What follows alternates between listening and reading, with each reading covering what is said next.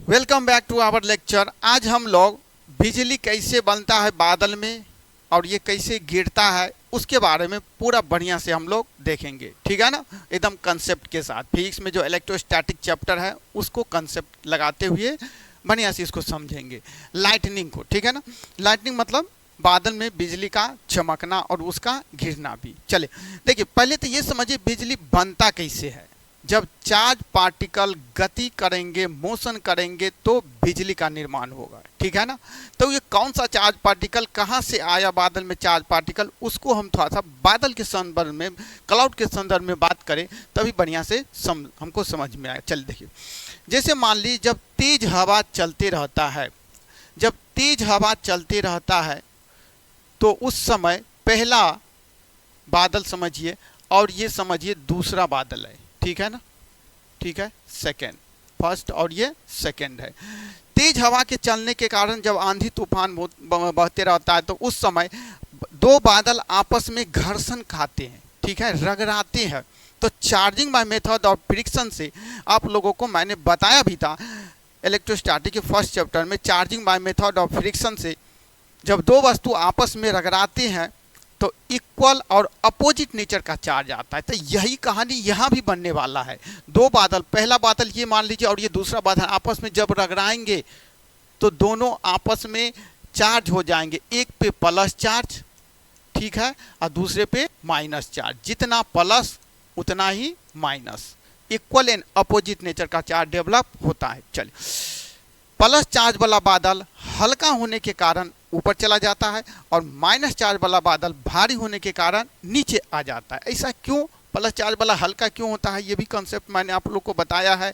जब किसी वस्तु से इलेक्ट्रॉन निकलता है तो अपना मास लेके निकलेगा तो हल्का हो जाता है। जिस वस्तु पे इलेक्ट्रॉन जाता है वो अपना मास लेके जाएगा तो वो भारी हो जाएगा। यही कहानी है। पॉजिटिव चार्ज वाला बादल हल्का हो जाता है जो ऊपर चला जाएगा और निगेटिव चार्ज वाला बादल भारी हो जाता है जो नीचे आ जाता है। ठीक है, ये कंसेप्ट तो समझ गया। अब यही पॉजिटिव और निगेटिव चार्ज वाला बादल जब आपस में मिलते हैं तो बिजली का निर्माण क्लाउड मतलब ऊपर बादल में करता है। अब ये बिजली का तीन भागों में बांटा गया है बिजली को। ठीक है ना, जो ऊपर में बादल में बिजली बन रहा है उसको कितना भाग में बांटा गया है? तीन भागों में। ठीक है, तो उसको थोड़ा सा हम क्लासिफाई कर देते हैं। इसके बाद उसको हम पूरा डिटेल में पढ़ेंगे।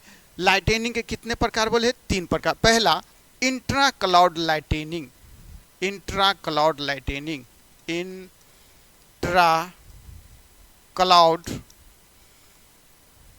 लाइटनिंग। दूसरा जो होता है cloud to cloud, cloud to cloud lightning. और तीसरा जो होता है क्लाउड टू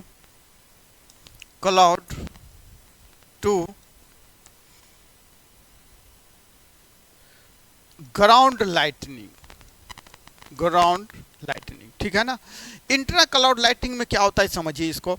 इसमें सेम बादल के पॉजिटिव और निगेटिव चार्ज आपस में मिलने से बनते हैं इंट्रा क्लाउड लाइटनिंग। ठीक है, क्लाउड टू क्लाउड लाइटनिंग क्या होता है? एक बादल का पॉजिटिव चार्ज दूसरे बादल के पॉजिटिव चार्ज, मतलब एक पॉजिटिव चार्ज वाला बादल निगेटिव चार्ज वाले बादल के मिलने से बनता है। ये कभी आपको दिखाई देगा भी और दिखाई नहीं भी देगा।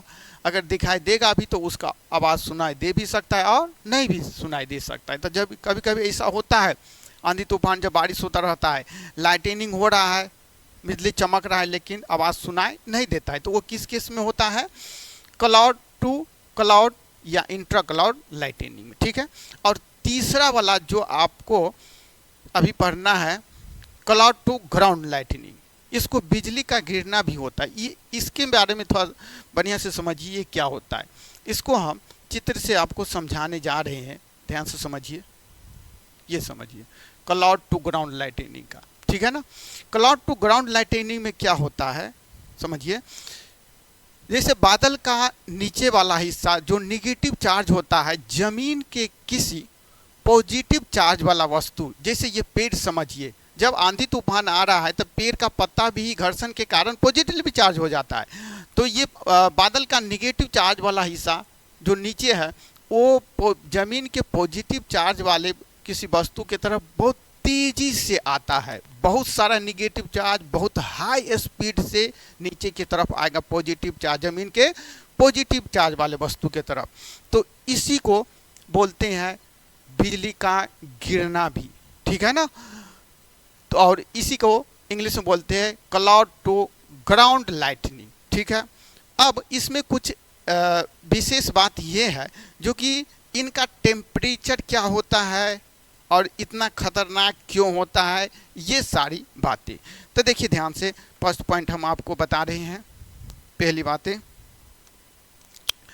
इनका टेम्परेचर सूरज के टेम्परेचर से 4 से 5 गुना ज़्यादा होता है, ठीक है ना। किस में? क्लाउड टू ग्राउंड लाइटिंग, जिसको हम बिजली का गिरना भी कहते हैं। फर्स्ट पॉइंट, इनका जो टेम्परेचर होता है, तापमान, ये होता है 2700 डिग्री से 27,000 डिग्री सेल्सियस, जबकि सन का टेम्परेचर, सूरज का तापमान 6000 डिग्री सेल्सियस, ठीक है। इससे बहुत ज़्यादा हो रहा है। दूसरा, इनके गिरने में जो समय लगता है वो टाइम कितना लगता है? 0.005 सेकेंड, फ्रैक्शन ऑफ सेकेंड। तो इतने हाई टेम्परेचर और इतना कम समय लिया, मतलब वेरी हाई वेलोसिटी से, स्पीड से वो नीचे गिरेगा, जिसके कारण आप देखते बहुत ज़्यादा आवाज़ होता है। कारण आपको यहाँ पे समझ में आ रहा होगा, बादल, यहाँ पे जो एयर है लो टेम्परेचर, काफ़ी कम टेम्परेचर बारिश के समय में यहाँ के एयर का होगा, जबकि जो गिरता है इतना ज़्यादा टेम्परेचर से, इसका मतलब बहुत हाई टेम्परेचर वाला वस्तु बहुत लो टेम्परेचर वाले वस्तु के कांटेक्ट में आते हैं, जिसके कारण इतना आवाज़ होता है। इसे भी समझ सकते हैं आप प्रैक्टिकली, जैसे गर्म तवा पे आप पानी डालते हैं या फिर मान लिया आप कभी छौंक लगा रहे दाल को, ठीक है ना, तो वहाँ काफ़ी ज़्यादा छन सा आवाज़ आता है, ठीक है ना। तो ये तो इसका टेम्परेचर देख रहे कितना ज़्यादा है। इतना टेम्परेचर से अगर यहाँ पे आ रहा है, ध्यान से समझिए, इतना टेम्परेचर से जैसे ये आएगा तो आसपास का जो एयर होगा वो बहुत जल्दी एक्सपैंड होके एक्सप्लोड करता है, जिसके कारण बहुत ज़्यादा आवाज़ हमको सुनाई देता है, ठीक है ना। चलिए नेक्स्ट है, इनके जो है क्या कितने वोल्टेज का रहता है ये? तो इसका जो होता है वोल्टेज जो रहता है वो 10 करोड़ वोल्ट रहता है, ठीक है ना। देख रहे कितना ज़्यादा आपका। इसका जो करंट रहता है, करंट वो 10,000 एम्पियर, जबकि आपके घर में जो करंट आता है वो 220 वोल्ट का रहता है, ठीक है ना। और यहाँ पे 10 करोड़ वोल्ट का ये इसका रहेगा, और करंट इसमें कितना आता है? 10,000 एम्पियर का, समझ रहे हैं। तो इतना ज़्यादा इसके पास शक्ति होता है, ठीक है। इसीलिए जब गिरता है तो काफ़ी ज़्यादा आवाज़ सुनाई देता है, पहली बात। दूसरी बात ये है जो कि कभी कभी ऐसा होता है जो कि आवाज़ सुनाई दे रहा है पहले, ठीक है ना, आवाज़ बाद में सुनाई देता है और दिखाई पहले देता है। कारण ये भी समझ सकते हैं, लाइट का स्पीड ज़्यादा होता है साउंड के स्पीड से, तो इसीलिए हमको सुनाई बाद में देता है और दिखाई पहले देता है। पहले देखते हैं, बाद में उसका आवाज़ सुनाई देता है, ठीक है ना। तो ये सब बातें हो गई हमको क्लाउड टू ग्राउंड लाइटनिंग के बारे में, ठीक है ना। अब एक बात ये आता है जो कि एक बात इसमें ये आता है जो कि आवाज़ जो है कभी कभी हम पास में रहते हैं तो सुनाई देता है, कभी कभी नहीं भी देता है। तो देखिए जहाँ भी ये क्लाउड टू ग्राउंड लाइटनिंग हो रहा है, मतलब बिजली गिर रहा है, तो वहाँ से 12 माइल तक आवाज़ सुनाई देगा, ठीक है ना। 12 माइल तक क्या देगा? आवाज़ सुनाई देगा आपको, साउंड, ठीक है। और लाइटनिंग कहाँ तक, कितने तक जाएगा? 100 माइल तक। लाइट मतलब आपको जो दिखाई देगा वो कितना तक बोले तो 100 माइल तक। तो इसीलिए क्या होता है, अगर हम 12 माइल के दायरे में है, जहाँ पे लाइटनिंग हो रहा है 12 माइल के दायरे में है, तो हमको साउंड सुनाई देगा, ठीक है। लेकिन इससे ज़्यादा दूर है तो साउंड सुनाई नहीं देगा। तो इसलिए कभी कभी ऐसा भी होता है साउंड हमको सुनाई नहीं भी देता है, जबकि लाइट दिखाई देता है। तो इसका कारण ये रहता है, ठीक है। लाइटनिंग का जो दिखाई देने का दायरा क्या है, ज़्यादा है इन कंपेरिजन टू सुनाई देने का दायरा, ठीक है। इसलिए अब इनसे हम बचे कैसे, बचाने के लिए हम क्या उपाय करें। तो इनसे बचने के लिए आपको कुछ इम्पोर्टेंट पॉइंट पे ध्यान देना पड़ेगा, ठीक है ना, इनसे बचने के लिए, ठीक है ना। तो इनसे बचने के लिए कुछ इम्पोर्टेंट पॉइंट पे ध्यान देना पड़ेगा, ठीक है। जैसे मान लीजिए फर्स्ट वन, आपको पेड़ के नीचे नहीं आना है, ठीक है ना। इससे बचाव के लिए पहला पॉइंट क्या है, पेड़ के नीचे नहीं आना है। क्यों, अभी आप देखें पेड़ का हवा के कारण पेड़ का पत्ता भी पॉजिटिवली चार्ज होता था, तो उसके नीचे गिरने का ज़्यादा चांस रहता है, इसलिए पेड़ के नीचे नहीं आना है, पहला पॉइंट।